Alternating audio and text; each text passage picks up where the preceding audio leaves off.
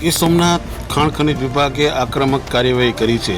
રેતી તથા પથ્થર ભરેલા ટ્રેક્ટરોને ઝડપી પાડી અને દંડની કાર્યવાહી હાથ ધરી છે।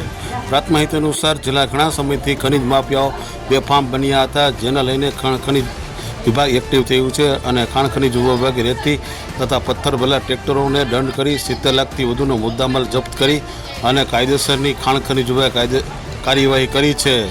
ત્યારે ઉના તાલુકાના દરેક સમાચાર તથા લોકલ સમાચાર જોવા માટે અમારી ઉના ન્યૂઝ ચેનલને સબસ્ક્રાઈબ કરો તથા ધંધાકીય જાહેરાત આપવા માટે અમારો સંપર્ક કરો।